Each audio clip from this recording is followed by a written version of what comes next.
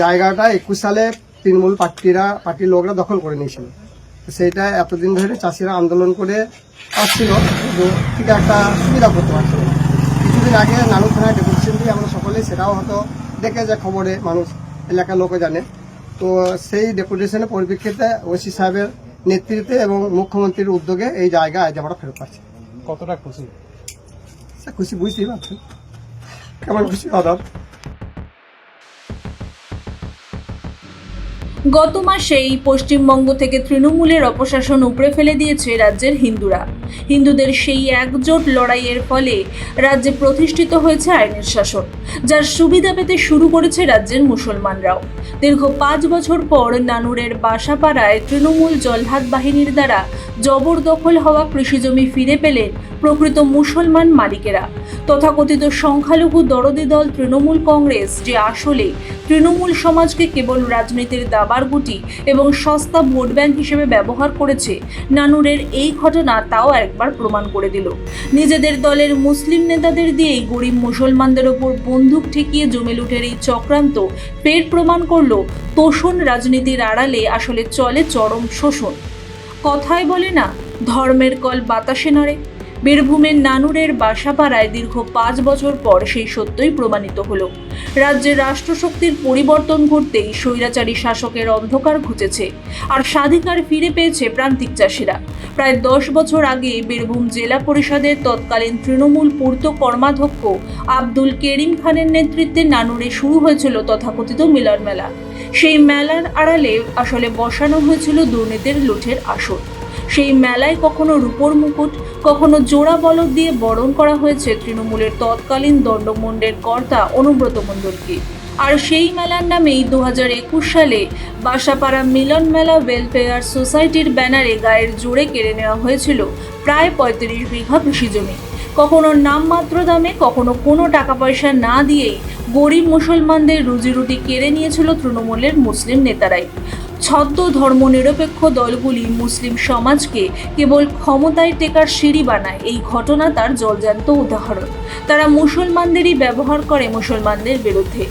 এই বাংলায় মুসলমানদের ওপর সবচেয়ে বড় অত্যাচার কিন্তু কোনো হিন্দু করেনি, করেছে তৃণমূলের আশ্রয় থাকা উগ্রপন্থী মুসলমান তোষণের কারবারিরাই।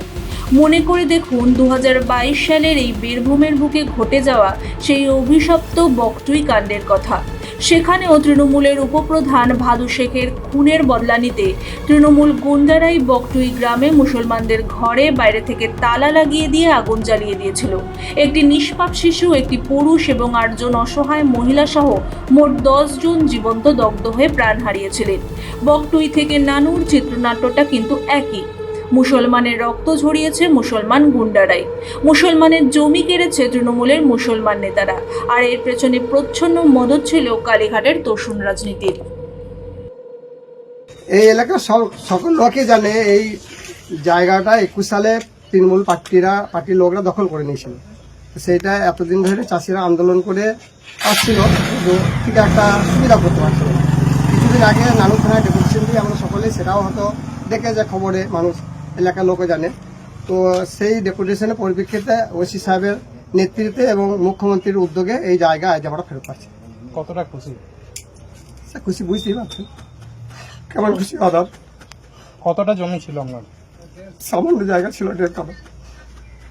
কিভাবে দখল নিয়েছিল তারা? জোর করে নিয়ে নিয়েছিল, জোর করে। তারা কারা? তৃণমূল পার্টি যারা নেতৃত্ব ছিল সেই মুহূর্তে। কি নাম তাদের?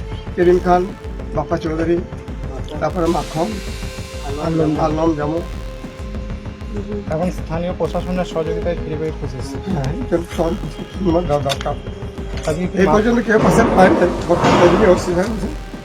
উদ্যোগ এবং এখন বর্তমান যারা রাজনীতির নেতৃত্ব রয়েছেন এনাদের উদ্যোগে আমরা এই জায়গা ফেরত পেলাম। বলতে চাচ্ছেন রাজ্যে পালা বদলের পর হবে আপনাদের নিজের জায়গা? জি জি জি, হ্যাঁ, এর মধ্যে কোনো সন্দেহ নাই। এটা এলাকার লোকও জানে এবং প্রশাসনের আগেও বহু দ্বারস্থ হয়েছি, না হওয়া হয় না, এটাই কথা বলে এর আগেও হয়েছি।